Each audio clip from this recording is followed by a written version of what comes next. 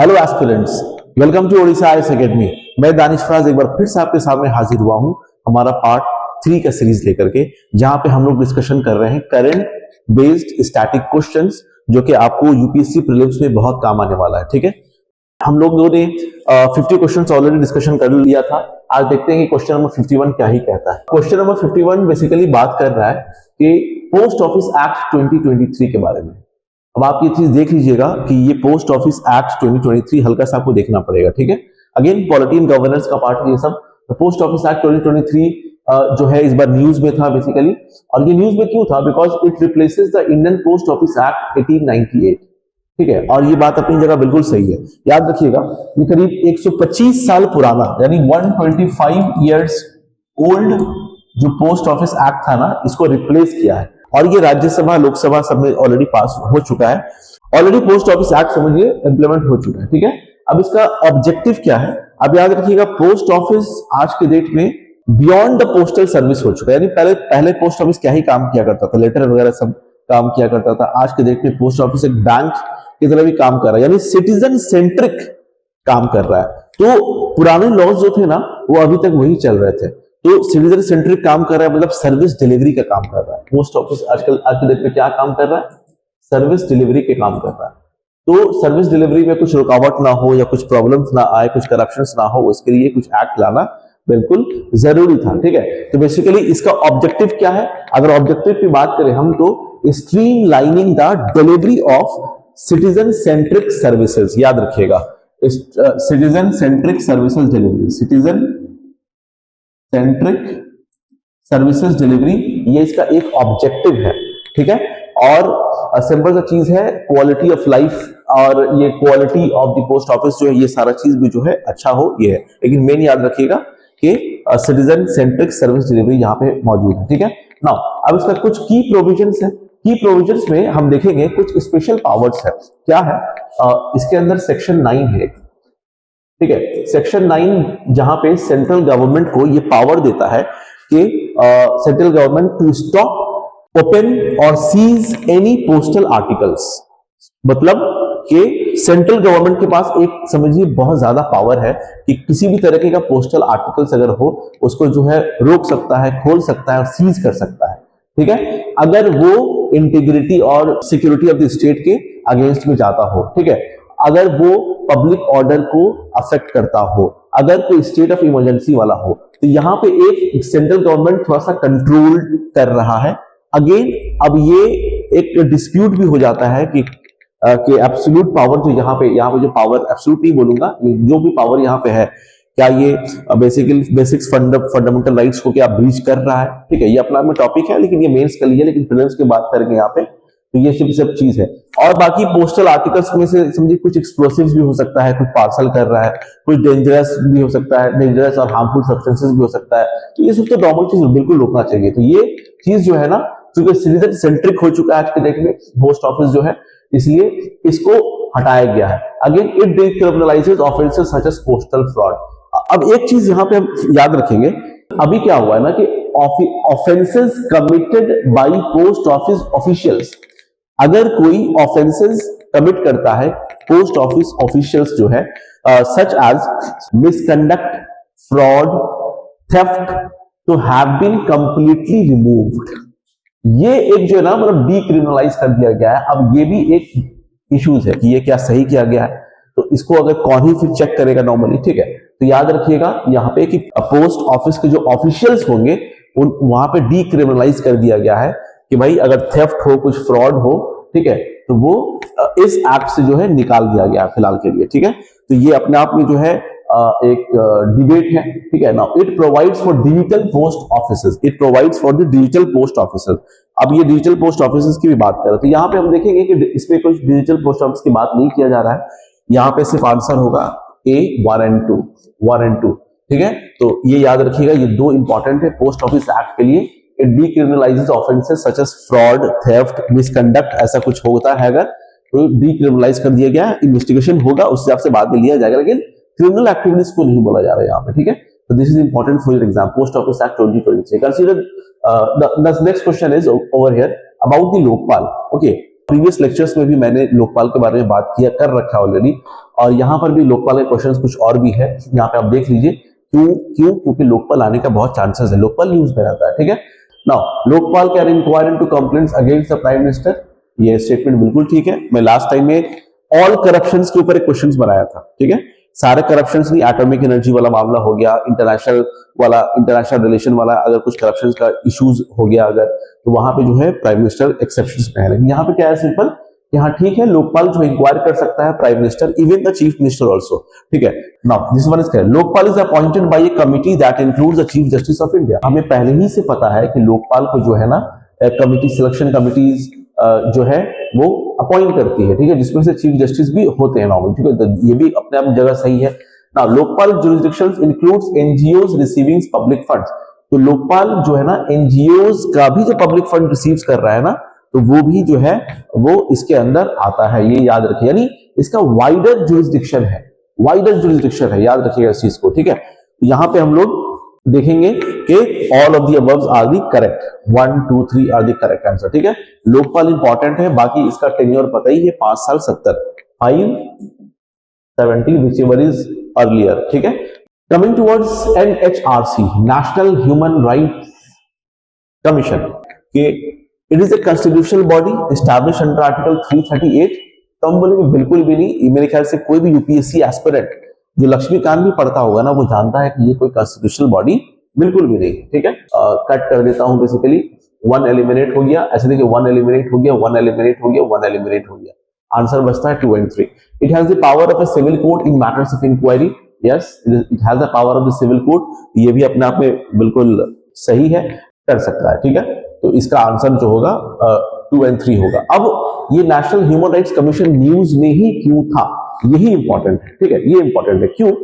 क्योंकि अभी आप देखिएगा एक न्यूज में था GANHRI, ठीक है, ग्लोबल अलायंस था, basically global alliance national human rights of India, India नहीं बोलेंगे, global alliance national human rights यहाँ पे आपको देखने को मिलता है, ठीक है। Institution global alliance national human rights institution, ठीक है। अभी बेसिकली एक रिपोर्ट निकला था जहां पे इंडिया को जो है ना ए स्टेटस से नहीं दिया गया है, मतलब इंडिया का जो भी ह्यूमन राइट्स वाला जो मामला है ना वो थोड़ा सा खराब चल रहा है, ठीक है। यानी ये सब जो है ना ए स्टेटस दिया जाता था, ए स्टेटस यानी गुड, अच्छा स्टेटस दिया जाता था ह्यूमन राइट्स के मामले में, लेकिन इंडिया को रोका जा रहा है, डिफर्ड किया जा रहा है अभी तक, तो ये न्यूज में था, ठीक है। अब डिफर्ड क्यों किया जा रहा है, यहाँ पे लैक ऑफ ट्रांसपेरेंसी, बहुत सारी इश्यूज ऑलरेडी यहाँ पे आपको देखने को मिल रहा है, ठीक है। यूनाइटेड नेशन कुछ गाइडलाइंस है जिसको कहते हैं पेरिस प्रिंसिपल्स, तो ये एक्स्ट्रा इंफॉर्मेशन आपको मैं दे रहा हूं, क्या है Paris principle is basically dedicated to human rights, okay. Global alliance national human rights institute जो है ये जो है ये बेसिकली रिपोर्ट पब्लिश करता है और ये ए स्टेटस वगैरह दिया जाता है, ए स्टेटस बी स्टेटस, इंडिया को जो है ए स्टेटस नहीं मिल रहा है अभी फिलहाल, ठीक है। तो ये चीज याद रखिएगा, यहाँ पे आंसर भी आपको है, ये न्यूज में था, ये सब चीज पॉइंट बहुत इंपॉर्टेंट है आपके लिए। अब एक क्वेश्चन और ये भी बन सकता है कि ये कब स्टैब्लिश हो रहा है, तो ये याद रखिएगा ये 1993 में स्टैब्लिश हो रहा है, और इंडिया में ह्यूमन राइट्स कमीशन कब स्टैब्लिश होता है ये आपको बताना होगा, पढ़ के जाना होगा, और इसके चेयरमैन कौन होते हैं ये भी आपको बताना होगा। ये इजी क्वेश्चन है, you will get in the Laxmikant, okay. So heading towards next question, दूसरा क्वेश्चन हमारा अगेन आरटीआई एक्ट के ऊपर है। अब आरटीआई एक्ट याद रखिएगा राजस्थान के मजदूर संघ से स्टार्ट हुआ था बेसिकली, तो यहाँ पे क्या है, it applies to constitutional authorities but not private bodies. अब याद रखिएगा कि आरटीआई एक्ट जो है ना किस पे अप्लाई होता है, ये एक इंपॉर्टेंट सवाल है बेसिकली, किस पे अप्लाई होता है, जो भी पब्लिक अथॉरिटीज होते हैं,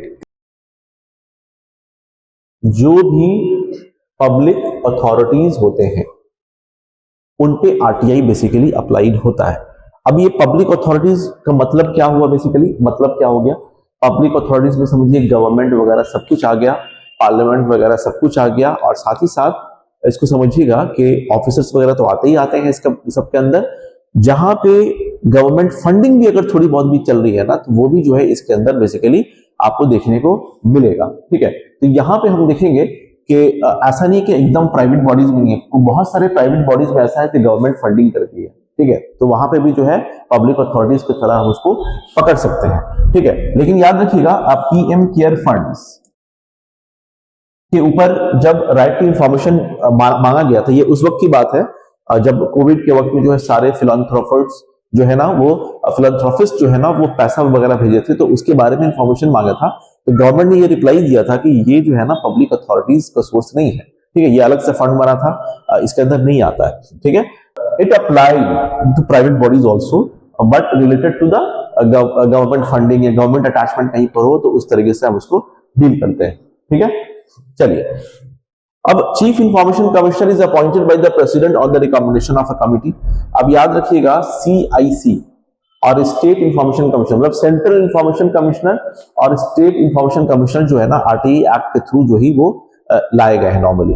अगर हम बात करें कि इनका टेन्योर कितना होता है, तो याद रखिएगा इनका टेन्योर जो है ना, ये 5 इयर्स 3 इयर्स था नॉर्मली, 3 इयर्स भी देखिएगा, 5 इयर्स से 3 इयर्स भी कर दिया गया है, आप इसको देख लीजिएगा नॉर्मली, ठीक है। इसका टेन्योर जो है 3 इयर्स बोला जाता है normally. Again appointed by the president, ये बात सही है। It mandate suo motu disclosure by public authorities. अब क्या ये सुओ मोटो डिस्क्लोजर है इसमें हम बोलेंगे जी बिल्कुल, तो इसका आंसर जो होगा ए होगा 2 and 3, ठीक है। तो राइट टू इंफॉर्मेशन एक्ट, ठीक है। अब ये राइट टू इंफॉर्मेशन एक्ट इस बार क्यों मैं क्वेश्चन बनाया हूं, क्योंकि इस बार जो है 20th एनिवर्सरी मनाया जा रहा है, यानी आरटीआई एक्ट 2005 से लेके ये 20th एनिवर्सरी मनाया जा रहा है, ठीक है, इसलिए ये आरटीआई जो है बेसिकली न्यूज में आपको मिला है, ठीक है। अच्छा, अब राइट टू इंफॉर्मेशन एक्ट, क्या ये फंडामेंटल राइट्स है, ये एक सवाल उठता है। तो याद रखिएगा कि Rajnarayan versus Uttar Pradesh government, Rajnarayan versus UP government, इस पे ये एक केस हुआ था जहां पे सुप्रीम कोर्ट ने बोला था कि right to information as a fundamental rights under the article 19। याद रखिएगा, right to information under article 19 fundamental rights माना जाता है। ये केस इंपॉर्टेंट है, राजनारायण केस, ठीक है। और इसका जेनेसिस कैसे हुआ है, कुलवाल एक केस है, उस केस का नाम है Kulwal versus Jaipur municipal corporation case. क्या है, mister Kulwal versus Jaipur municipal corporation case, ठीक है। याद रखिए, जयपुर, जेएमसी जयपुर, ये एक केस हुआ था जहां पे राइट टू इंफॉर्मेशन का एक जेनेसिस देखा जाता है, जो कि 1986 में हुआ था। ये 1986 में हुआ था, जहां पे राइट टू इंफॉर्मेशन मांग की गई थी नॉर्मली, ठीक है। अगर आप राइट टू इंफॉर्मेशन, आप किसी इंफॉर्मेशन पब्लिक अथॉरिटी इंफॉर्मेशन लेते हैं, तो 30 दिन के 30 डेज के अंदर जो आपको इंफॉर्मेशन देना उसका उनके लिए मैंडेटरी है। साथ ही साथ देखेंगे हम कि अगर लाइफ एंड लिबर्टी के ऊपर कुछ सवाल अगर उठ जाता है, याद रखिएगा क्या बोला हूं मैं, अगर ये कंसर्न होगा कि लाइफ और लिबर्टी के ऊपर, तो 48 आवर्स के अंदर उसको जवाब देना है, 48 आवर्स के अंदर उसको जवाब देना है। रिसेंटली कुछ अमेंडमेंट हुआ है क्या, तो हम बोलेंगे हाँ बिल्कुल हुआ है। आरटीआई जो है 2019 वाला एक एक्ट है, तो अमेंडमेंट हुआ है basically, right to information amendment act 2019, ठीक है। इसको कुछ मॉडिफाइड किया गया है यहाँ पे, ठीक है। आप क्या ही मॉडिफाइड किया गया है कि जो भी चीफ इंफॉर्मेशन कमिश्नर है, यानी central information commissioner, state information commissioner है, इनकी जो सैलरीज होगी, इनकी जो टर्म्स होंगे, इनकी जो अलाउंसेस होंगे, इस पे कंट्रोल होगा सेंट्रल गवर्नमेंट का। अब ये अपने आप में एक डिबेट है कि क्या ये सही डायरेक्शन में गवर्नमेंट जा रही है कि नहीं जा रही है। खैर, हमको तो एग्जाम निकालना है फिलहाल के लिए। आप याद रखिएगा कि इस अमेंडमेंट एक्ट से जो है सेंट्रल इंफॉर्मेशन कमीशन, यानी इनके जो चेयरमैन होते हैं, चीफ इंफॉर्मेशन कमिश्नर, जो है इनकी टर्म्स, इनकी सैलरीज वगैरह सब डिसाइडेड बाई जो है सेंट्रल गवर्नमेंट होगा। आरटीआई के साथ एक चैलेंजेस भी जुड़ा हुआ है। क्या चैलेंजेस जुड़ा हुआ है कि कभी कभी देखिएगा कि आप कुछ इंफॉर्मेशन बोलिएगा तो वो वहां से रिप्लाई आया कि हम नहीं डिस्क्लोज नहीं कर सकते हैं, ठीक है। तो ये क्या मामला है, एक तो देख लीजिए कि जो अगर पब्लिक अथॉरिटी नहीं होगा तो गवर्नमेंट वैसे डिस्क्लोज नहीं करेगी, ठीक है। इसके अलावा कुछ एक्ट है, जैसे कि Indian evidence act, Indian evidence act, official secret act, ये सब कुछ एक्ट है। ऑफिशियल सीक्रेट एक्ट जो है ये 1923 का है बेसिकली, ठीक है। और atomic energy act 1912, atomic energy act 1912, याद रखिएगा ये कुछ एक्ट्स हैं जो डिस्क्लोज करने से मना किया जाता है। इनफैक्ट एक और एक्ट है, central civil services act, central civil services act, जो अगर हायर ऑफिशियल्स जब तक वो बोलेंगे नहीं तब तक वो इंफॉर्मेशन डिस्क्लोज नहीं किया जा सकता, ठीक है। तो ये अपने आप एक चैलेंजेस है, जहां पे हम राइट टू इंफॉर्मेशन को फंडामेंटल राइट्स बोलते हैं, वहीं पे ये सब जो है प्रोटेक्ट करता है कि भाई नहीं, इंफॉर्मेशन नहीं देना है, ठीक है। तो ये अपने आप एक डिबेट है, तो ये चीज याद रखिएगा। Indian evidence act, atomic energy act 1912, official secrets act 1923, central civil services act, ये आप नॉर्मली याद रखिएगा, ठीक है। नाउ कमिंग टू व्हाट, इसका आंसर ऑलरेडी हो चुका है, ठीक है। इसका आंसर क्या मिला था हमें मिला था 2 and 3 मिला था। अब दूसरा क्वेश्चन बात करता है mission Karmayogi.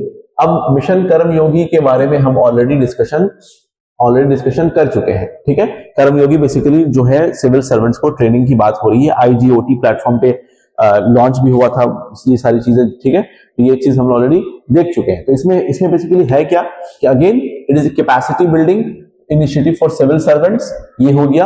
It is operated through the IGOT Karmayogi platform, ये भी हो गया, ठीक है। तो अब क्या ये मिनिस्ट्री ऑफ एजुकेशन से जुड़ा हुआ है? नहीं, ये बिल्कुल नहीं जुड़ा हुआ है, ठीक है, not correct. So A 1 and 2 is the answer, 1 and 2 is the answer, ठीक है। ये मिनिस्ट्री ऑफ एजुकेशन से नहीं है, आप खुद देख लीजिएगा, क्योंकि मैं कर्मयोगी के ऊपर पिछले सीरीज में बता ही चुका हूं, आप वो वीडियो जरूर जाके देखिए, ठीक है। तो कर्मयोगी, मिशन कर्मयोगी भी इंपॉर्टेंट है, याद रखिएगा, बार बार मैं बोल रहा हूं, ठीक है। एक पोर्टल भी लॉन्च हुआ है जो पिछले सीरीज में हमने बात कर रखा है, ठीक है। Next, state finance commission. अब स्टेट फाइनेंस कमीशन भी न्यूज में बेसिकली था। क्या स्टेट फाइनेंस कमीशन जो है आर्टिकल 280 में आता है? तो हम बोलेंगे बिल्कुल भी नहीं। ये फाइनेंस कमीशन का आर्टिकल है, बड़ा सिंपल क्वेश्चन है ये वाला, लेकिन बेस भी कभी कभी खराब हो जाता है, तो मैं इसे बना दिया हूं। It recommends principle of devolution to local bodies. हाँ, ये हम कह सकते हैं कि भाई ठीक है, पावर जो है डिवाइड किया जाता है लोकल बॉडीज में। It must be set up every 5 years, बिल्कुल ये करेक्ट आंसर है, ठीक है। तो 2 and 3 is the correct answer, ठीक है। ऐसे आप बताइए कि स्टेट फाइनेंस कमीशन का कॉन्स्टिट्यूशनल स्टेटस क्या है, कौन से आर्टिकल पे है? आपको मिल जाएगा बेसिकली 243 के साथ, ये आप फिल इन द ब्लैंक्स आप कर लीजिए नॉर्मली, ठीक है। देख के रखिएगा इस चीज को, ये कौन से ही आर्टिकल में मौजूद है। कंसीडर द फॉलोइंग स्टेटमेंट्स को डिस्ट्रिक्ट्स, ये बहुत अच्छा क्वेश्चन है इस बार का। को डिस्ट्रिक्ट्स, अब ये को डिस्ट्रिक्ट का एक कॉन्सेप्ट आया है, को डिस्ट्रिक्ट, ठीक है। Initiative promote inter state coordination for better border district governance, it is being piloted under the aspirational district program. अब को डिस्ट्रिक्ट जो है ना, जैसे एक डिस्ट्रिक्ट होता है, डिस्ट्रिक्ट में डिस्ट्रिक्ट कमिश्नर उसको देखते हैं, और को डिस्ट्रिक्ट में जो है ना, ये डिस्ट्रिक्ट के अंदर सब छोटा सा एरिया हम लोग करते हैं, वहां पे ADC, वहां पे असिस्टेंट डिस्ट्रिक्ट कमिश्नर जो है, ये इसको एडमिनिस्ट्रेशन बेसिकली यहाँ पे चला रहे हैं यहाँ पे, ठीक है। तो ताकि गवर्नेंस बहुत अच्छा से हो, यहाँ पे को डिस्ट्रिक्ट के बारे में गवर्नेंस बहुत ज्यादा अच्छा से हो, ठीक है। तो बेसिकली पंचायत चूंकि न्यूज में रहता है इस बार, ठीक है, तो पंचायत से जुड़ा हुआ ये सारा चीज इंपॉर्टेंट, जिसमें एस्पिरेशनल डिस्ट्रिक्ट प्रोग्राम के अंदर क्या ये आता है? तो हम बोलेंगे बिल्कुल ये एस्पिरेशनल डिस्ट्रिक्ट प्रोग्राम के अंदर आता है। तो ये भी सही है और ये भी सही है, तो इसका आंसर जो होगा ना, ये आपको आंसर होगा C, बोथ 1 and 2। चलिए अब हम लोग नेक्स्ट क्वेश्चन की तरफ चलते हैं, जो कि क्वेश्चन नंबर 58 है। इट टॉक्स अबाउट आधार, ये आधार की बात कर रहा है। अब आधार कार्ड का याद रखिएगा, ये 12 डिजिट का जो रैंडम नंबर ये निकाल के देता है हमको, और ये कौन निकाल के देता है? हम देखेंगे unique identification authority of India, unique identification authority of India, ये इसके द्वारा जो निकाल के दिया जाता है, ठीक है। और याद रखिएगा ये कैसी बॉडी है? ये बॉडी जो है ना, स्टैट्यूटरी बॉडी है, ये एक स्टैट्यूटरी बॉडी, यानी पार्लियामेंट के द्वारा जो है क्रिएट किया गया बेसिकली। और आधार एक्ट जो है 2016 में यहाँ पे आपको देखने को मिलेगा, ठीक है। तो यहाँ पे क्या है कि क्या ये सिटीजनशिप और डोमिसाइल को प्रूफ करता है? हम बोलेंगे बिल्कुल भी नहीं, ये आधार कार्ड आपको सिटीजनशिप और डोमिसाइल का प्रूफ नहीं करता है, ये आप याद रखिएगा। Plus the supreme court upheld the constitutionality of the Aadhaar act 2016, ठीक है। तो क्या ये बात सही है? तो हम बोलेंगे कि इसको अभी देखते हैं कि क्या बात सही है कि नहीं है, फिर देखते हैं। Aadhaar meta data can be stored up to 1 year, तो ये जो है ना अभी न्यूज में था, ठीक है। ये आधार मेटा डेटा क्या है? आधार मेटा डेटा उसको बोलते हैं कि जब आप अपडेट करते हैं, कुछ प्रोसेस करते हैं ना, उसमें से उसका जो डेटा, यानी बायोमेट्रिक्स हो गया आपका, ये आपका बायोमेट्रिक्स हो गया, ठीक है, आपको जो नंबर हो गया, आपको जो पर्सनल आइडेंटिफिकेशन हो गया।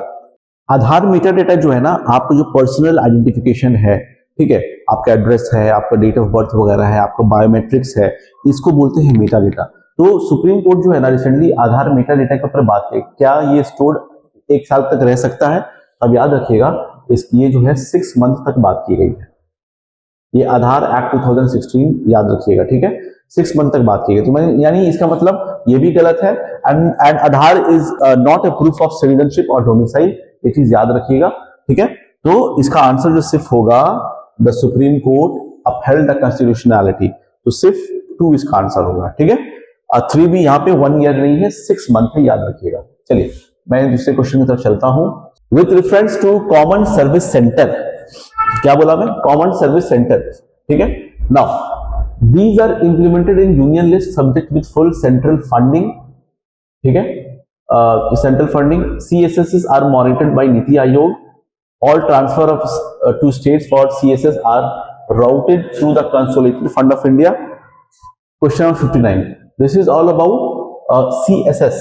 This is all about centrally sponsored schemes. ठीक है, तो these are implemented in union list subject with full central funding.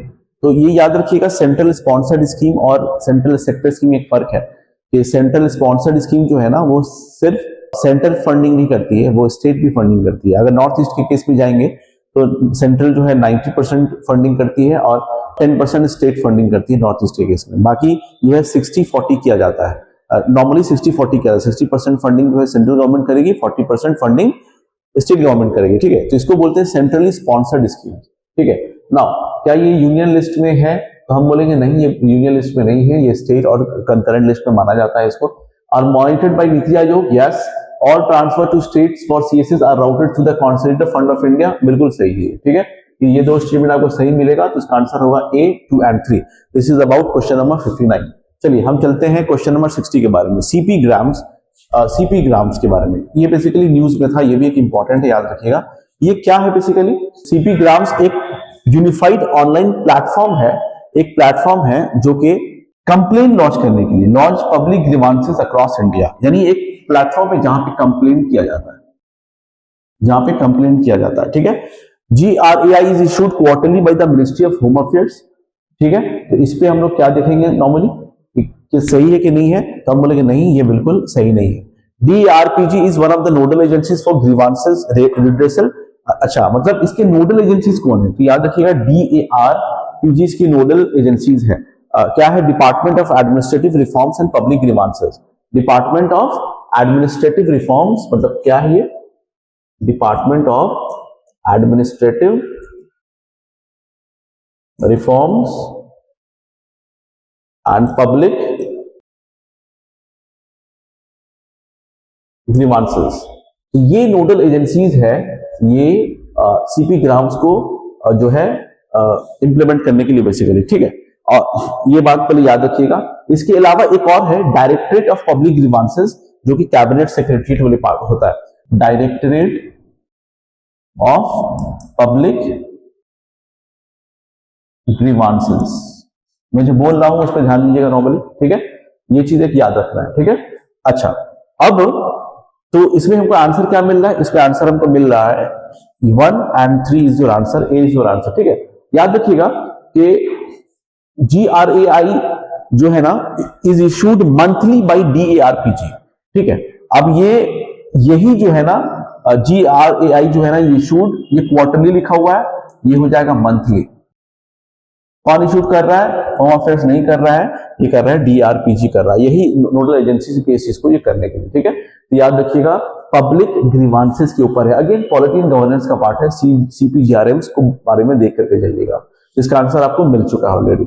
Now coming towards next question, question number 61। Local self government. अभी लोकल सेल्फ गवर्नमेंट क्या है? Audit. ये देखिए, audit of local self government. अब local self government का भी audit होता है। एक याद रखिएगा, एक कॉन्सेप्ट है सोशल ऑडिट। सोशल ऑडिट जो कि पंचायत में अक्सर हुआ करता है। जैसे कि आप समझिए RTI आप ले लीजिए, और जो ग्राम पंचायत के लोग हैं वो भी मांगेंगे, वो सभी पेपर वगैरह चेक करेंगे। यानी ग्राम पंचायत अगर बोलते हैं कि हमको इंफॉर्मेशन दो मनरेगा के लिए कि भाई क्या क्या खर्चा किए, थ्रू RTI करते हैं, तो इस तरीके को बोलते हैं। यानी जो लोग ही ऑडिट करते हैं ना, उसको बोलते हैं सोशल ऑडिट, याद रखिएगा इसको, ठीक है ना। Audit online is used for real time auditing of panchayat accounts. तो इसमें हम लोग क्या ही देखेंगे, ठीक है। क्या स्टेटमेंट सही है? हम बोलेंगे बिल्कुल ये स्टेटमेंट अपनी जगह सही है। तो क्या कैग ऑडिट करता है? क्या CAG audit directly audits all Panchayati Raj institutions? तो हम बोलेंगे नहीं। वैसे आप जानिएगा कैग जो है ना सेंट्रल गवर्नमेंट का, स्टेट गवर्नमेंट का और अदर बॉडीज का भी करता है।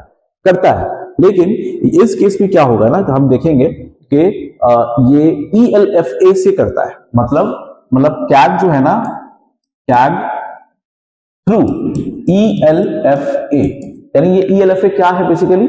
ये examiner of local fund account, examiner of local fund accounts. एक ELFA बोला जाता है और दूसरा बोला जाता है BLFA।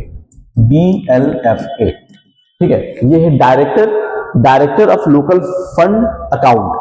Most of the states में जो है ना कैग इन्हीं को देता है करने के लिए, अब रिपोर्ट लेता है नॉर्मली। ठीक है, now international centre for audit of local governance was established in Kerala. Basically ये audit of local self government क्यों दिया हूं, यही न्यूज में था कि international centre for audit local governance के लिए स्टैब्लिश हुआ है, लेकिन केरला में स्टैब्लिश नहीं हुआ। ये हुआ है राजकोट, गुजरात में स्टैब्लिश हुआ है। ये हुआ है राजकोट, गुजरात में स्टैब्लिश हुआ है। ठीक है, याद रखिएगा, ये केरला में नहीं हुआ है, राजकोट, गुजरात में। तो इसका आंसर आपको फिर मिल चुका है मेरे ख्याल से।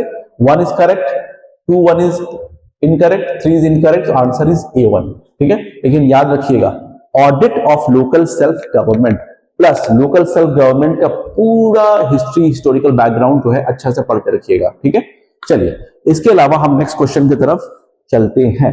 नेक्स्ट क्वेश्चन क्या कहता है? नेक्स्ट क्वेश्चन कहता है कि cantonment boards are govern under the 73rd amendment act. Cantonment board, अगर आप लक्ष्मीकांत पढ़िएगा ना, बेसिक चीज जो है वहां पे पंचायती राज पढ़िएगा तो पंचायती राज में कैंटोनमेंट बोर्ड नहीं आता है। ठीक है, ये कहां आता है फिर?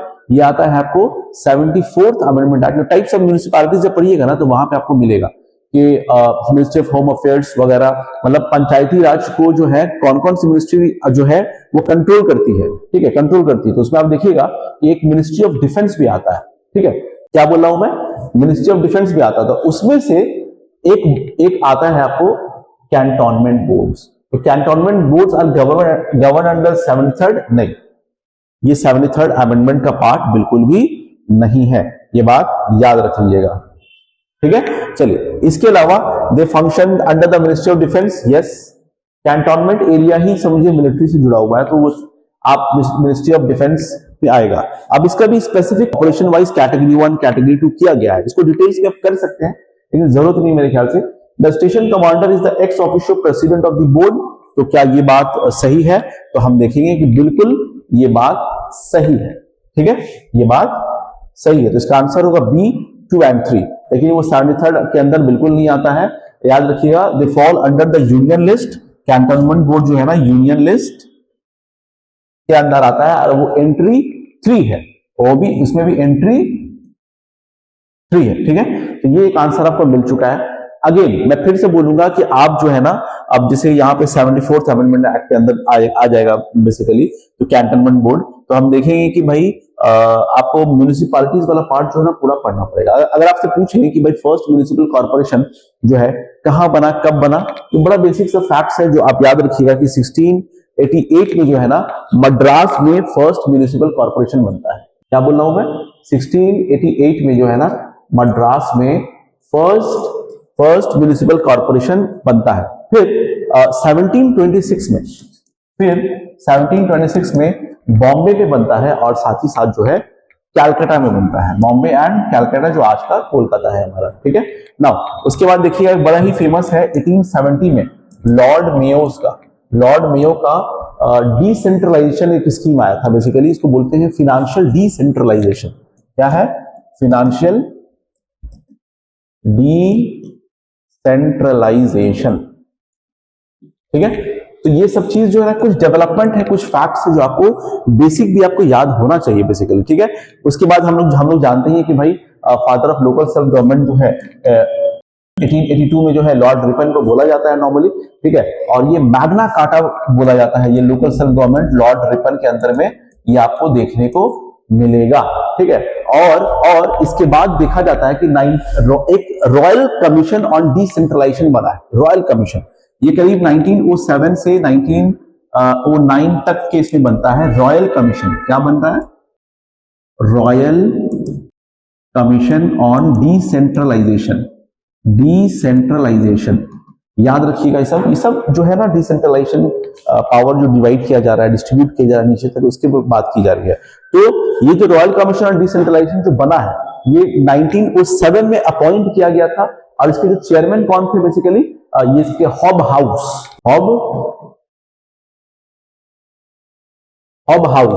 याद रखिएगा इसको अच्छी तरीके से। ठीक है, उसके बाद अगर हम और आगे बढ़ाएं तो हम देखेंगे कि 1919 में आपको जो है मोंटेग केम्सफोर्ड रिफॉर्म्स के थ्रू, मोंटेग्यू केम्सफोर्ड रिफॉर्म्स के थ्रू डायरकी एक लाया गया था।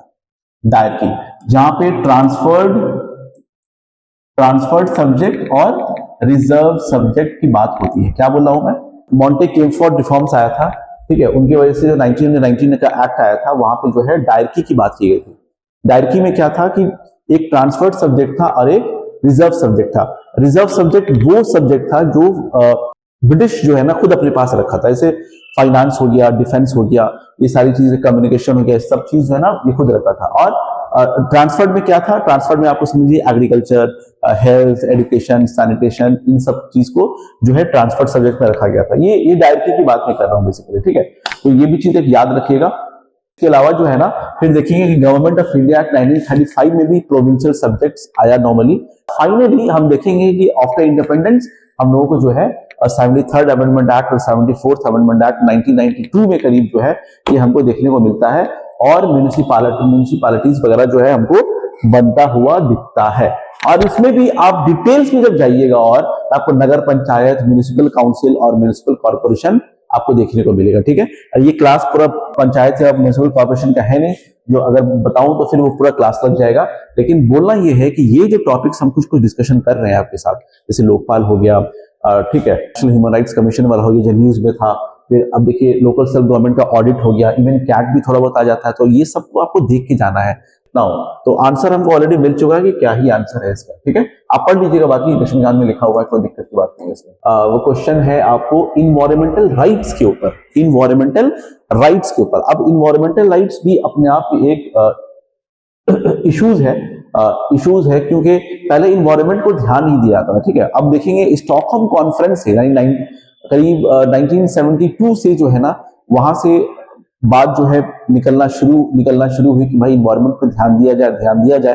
ठीक है, अब इन्वायरमेंट ऐसा मामला हो गया है कि यहां तक के गंगा यमुना सबको जो है ना as a person entity declare किया गया है, मतलब एज ए लिविंग बींग्स इसको समझिए डिक्लेयर किया गया है। ये काम पहले न्यूजीलैंड भी कर चुका है। ठीक है, तो देखते हैं कि इसके ऊपर क्या ही क्वेश्चन है। Article 14 has been used by courts to address the environmental justice. एकदम बिल्कुल सही बात है। ठीक है, याद रखिएगा, सिर्फ आर्टिकल 14 ही नहीं, आर्टिकल 14 के साथ आर्टिकल 21 भी, आर्टिकल 14 के साथ आर्टिकल 21 भी जो है ना, ठीक है, सुप्रीम कोर्ट जो है रिकॉग्नाइज किया है। आर्टिकल 14 और 21 ये इन्वायरमेंटल राइट्स की बात हो रही है यहाँ पे। ठीक है, और article 51A(G) mandate the state to protect the environment. ये क्वेश्चन इजी भी है, थोड़ा सा कैची भी है। क्या कैची है? 51A(G) आपको याद रहेगा कि ऑलरेडी इन्वायरमेंट से जुड़ा हुआ, लेकिन यहां पे क्या दिया हुआ? Mandates the state to protect the environment. नहीं, मैंडेट द स्टेट जो होगा वो 48A के अंदर आएगा। ठीक है, ये सिटीजन्स है, यहां पे किसको, ये बेसिकली ये ड्यूटीज की बात हो रही है, फंडामेंटल ड्यूटीज के अंदर दिया हुआ है। ठीक है, इसलिए ये वाला आंसर जो है ना, ये जो है ये नहीं हुआ। तो करेक्ट की बात करें तो हम इसका आंसर जो होगा 1 and 2 is the correct. 1 and 2 is the correct answer. ये याद रखिएगा। ठीक है, ओके, अब हम नेक्स्ट क्वेश्चन की तरफ चलते हैं। क्वेश्चन नंबर 65 क्या है? कॉमन सर्विस सेंटर्स के बारे में बात की गई है। तो आप याद रखेंगे इसको कि ये जो है डिजिटल एक्सेस की बात हो रही है यहाँ पे, यानी टेक्नोलॉजी की बात हो रही है यहाँ पे। ठीक है, तो बेसिकली क्या है? कॉमन सर्विस सेंटर एक तरह ये डिजिटल एक्सेस प्रोवाइड करता है to government schemes and services at the grassroot level पे। ठीक है, तो ये अपने आप में बिल्कुल सही स्टेटमेंट है, याद रखिएगा। अगेन कॉमन सर्विस सेंटर्स जो है ना वो इस बार न्यूज में है, आप पढ़ लीजिएगा इसके बारे में थोड़ा सा। ठीक है, they are operated under the ministry of electronics and IT ठीक है, तो बिल्कुल ये भी स्टेटमेंट सही है। अच्छा, all CSCs are fully government owned and operated, ठीक है, क्या ये फुली गवर्नमेंट, ये थोड़ा सा एब्सोल्यूट स्टेटमेंट है, ठीक है, all fully government owned and operated, तो हम बोलेंगे नहीं, यहां पे हम देखेंगे पब्लिक प्राइवेट पार्टनरशिप मॉडल भी हमको देखने को यहां पे मिलेगा। इसके अलावा ये सारे चीज जो है ना कंपनीज एक्ट 1956 के अंदर में चलता है, कंपनीज एक्ट 1956 के अंदर में ये चलता हुआ आपको दिखेगा, ठीक है। और याद रखिएगा ये चीज जो है ना, it is one of the 3 pillars of the NEGP plan, national e governance plan के अंदर आता है, जो कि 2006 में अप्रूव हुआ था। और इसके अलावा जो है ना कनेक्टिविटी एक पिलर है, कनेक्टिविटी एक पिलर है, और नेशनल डेटा बैंक एक पिलर है, नेशनल डेटा बैंक एक पिलर है, ठीक है। तो नेशनल ई गवर्नेंस प्लान भी देख लीजिएगा नॉर्मली जाकर के, प्लस कॉमन सर्विस सेंटर भी यहाँ पे जो है न्यूज में है, तो इसका आंसर जो होगा 1 और 2 होगा, ठीक है। उसके बाद हम नेक्स्ट की तरफ चलते हैं। नेक्स्ट जो है हमारा वर्ल्ड प्रेस फ्रीडम इंडेक्स के बारे में बात करता है। ओके, सो प्रेस यानी इलेक्ट्रॉनिक्स मीडिया, डिजिटल मीडिया के बारे में बात हो रही है यहाँ पे। आप जानते हैं कि प्रेस की हालत क्या है अभी बेसिकली हमारे इंडिया के अंदर। तो यहाँ पे क्वेश्चन है कि भाई वर्ल्ड प्रेस फ्रीडम इंडेक्स के रिस्पेक्ट में क्या ही स्टेटमेंट सब सही है? क्या ये इंडेक्स पब्लिश करता है UNDP? हम बोलेंगे बिल्कुल भी नहीं, ये पब्लिश करता है रिपोर्टर्स विदाउट बॉर्डर्स। ये एक नॉन प्रॉफिट ऑर्गेनाइजेशन है, ठीक है, नॉन प्रॉफिट ऑर्गेनाइजेशन है, याद रखिएगा इस चीज को। तो ये स्टेटमेंट अपने आप में गलत हो जाता है। Plus it ranks countries based on media independence. Simple सा चीज है, मीडिया का इंडिपेंडेंस देखता है, लीगल फ्रेमवर्क देखता है, और जर्नलिस्ट की सेफ्टी देखता है। ये सब देखने के बाद जो है ना वो एक इंडेक्स निकालता है। और इंडिया जो है, India basically has improved significantly in the 2024 index. हम बोलेंगे नहीं, ये इंप्रूव नहीं हुआ है बल्कि और डाउनफॉल होते हुए जा रहा है। तो ये बात अपनी जगह पे सही है, ठीक है। अब हम देखेंगे कि वर्ल्ड प्रेस फ्रीडम इंडेक्स का ना पैरामीटर्स भी क्या है। इसका पैरामीटर्स क्या है? पॉलिटिकल पैरामीटर्स है, इकोनॉमिक पैरामीटर है, लेजिस्लेटिव पैरामीटर है, सोशल एंड सिक्योरिटी पैरामीटर है। इसका याद रखिएगा, ये एग्जाम के लिए आपके लिए इंपॉर्टेंट है, ये एडिशनल में बता रहा हूं आपको, ठीक है। तो वर्ल्ड प्रेस फ्रीडम इंडेक्स से क्या क्या पैरामीटर्स, ये पैरामीटर्स देखता क्या है, इसकी इंडिपेंडेंस देखा जाता है, लीगल फ्रेमवर्क देखा जाता है, जर्नलिस्ट की सेफ्टी देखी जाती है यहाँ पे, ठीक है। तो इसका आंसर जो होगा आपको ओनली 2 होगा इसका आंसर, ये याद रखिएगा। This is all about world press freedom index, ठीक है। ये 5 इंडिकेटर्स याद रखिएगा, दिस इज 5 इंडिकेटर, ठीक है। Now heading towards next question. Law commission के बारे में जिक्र किया गया है यहाँ पे। अब लॉ कमीशन क्या ये एक कॉन्स्टिट्यूशनल बॉडी है? तो मैं बोलूंगा कि नहीं भैया, ये कॉन्स्टिट्यूशनल बॉडी नहीं है, ये एक तरीके का एग्जीक्यूटिव बॉडी है, ठीक है। इट रिपोर्ट्स आर बाइंडिंग, ना ही बहुत कम ऐसा होता है जो बाइंडिंग होता होगा, याद रखिएगा, ठीक है। बाइंडिंग में नहीं है, क्या करता फिर? It advises. तो ये अपने आप में सही, याद रखिएगा कि चार्टर एक्ट 1833 के तहत जो है ना, under the chairmanship of Macaulay जो है, ये लॉ कमीशन का जो है एस्टैब्लिशमेंट हुआ था चार्टर एक्ट 1833 में, ठीक है। Now coming towards next question with reference to the CVC, central vigilance commission. अब CVC के बारे में क्या ही जानना है आपको? सबसे पहले जानना है कि संथानम कमेटी रिकमेंड किए थे इसको बनाने के लिए, संथानम कमेटी, ठीक है। अब जब करप्शन की बात आएगी तो यहाँ पे विजिलेंस की भी बात आ जाएगी, सेंट्रल विजिलेंस कमीशन की बात आएगी। जैसे बीच में न्यूज चलता था ED के ऊपर, इन्फोर्समेंट डायरेक्टोरेट के ऊपर, याद रखिएगा इन्फोर्समेंट डायरेक्टोरेट किसके अंदर में आता है? मिनिस्ट्री ऑफ फाइनेंस के अंदर में आता है, याद रखिएगा, ठीक है। मिनिस्ट्री ऑफ फाइनेंस के अंदर में इन्फोर्समेंट डायरेक्टरेट आता है। क्या काम है इसका? मनी लॉन्ड्रिंग वगैरह का काम है। ठीक उसी तरह इंटरनेशनल लेवल पे भी फाइनेंशियल एक्शन टास्क फोर्स जो है ये आता है, ठीक है। और इसका हेडक्वार्टर आई थिंक वियना में है, एक बार क्रॉस चेक कर लीजिएगा। इसका भी काम क्या है? मनी लॉन्ड्रिंग के ऊपर भी चेक करता है, और साथ ही साथ जो है टेरर फंडिंग के ऊपर को भी चेक करता है ये FATF, ठीक है। एक बार इसको खाली कंफर्म कर लिया कि FATF का हेडक्वार्टर कहां पर है, और कमेंट सेक्शन में जरूर बताइएगा, ठीक है। कभी कभी होता है कि माइंड से कुछ चीजें निकल जाती है। चलिए, तो with reference to the CVC, और CVC के बारे में क्या ही जानना है आपको? क्या ये कॉन्स्टिट्यूशनल अथॉरिटी है? बोलेंगे नहीं, बिल्कुल भी नहीं है, ठीक है। इट सुपरवाइजेस CBI इन्वेस्टिगेशंस, बिल्कुल। और एक चीज याद रखेंगे कि संथानम कमेटी से ही CBI का भी एस्टैब्लिशमेंट हुआ है, ठीक है। ये भी बिल्कुल सही है। क्या the president appoint the CVC on the recommendation of the committees, तो हम बोलेंगे यस, बिल्कुल बिल्कुल ये होता है, ठीक है।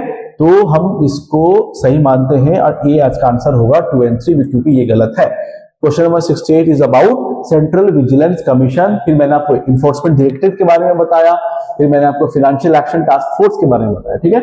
मैं नेक्स्ट क्वेश्चन की तरफ चलता हूं और नेक्स्ट क्वेश्चन है हमारा क्वेश्चन नंबर 69। यूपीएससी के लिए पढ़ रहे हैं हम लोग, तो बहुत इजी क्वेश्चन है ये वाला। आई थिंक आप देख लीजिएगा, आर्टिकल 315 से 323 के अंदर ये बात की जा रही है, प्लस ऑल इंडिया सर्विसेज की जो है 312 के बारे में बात की जाती है, कुछ प्रोटेक्शन के बारे में बात की जाती है 311 के बारे में। याद रखिएगा, ऑल इंडिया सर्विसेज के अंदर आईएएस आता है, आईपीएस आता है और इंडियन फॉरेस्ट सर्विस आता है। इंडियन फॉरेन सर्विस नहीं आता है। क्या बोल रहा हूं मैं? इंडियन फॉरेन सर्विस नहीं आता है, ठीक है। इंडिया में सर्व नहीं होता, इंडिया के लिए सर्व किया जाता है, इंडिया में सर्व नहीं होता, इसलिए नहीं आता है। एनीवेज, तो ये चैप्टर भी थोड़ा सा आप देख लीजिएगा। नॉर्मली क्या है, it is responsible to for recruitment to all the central government post, बिल्कुल सही।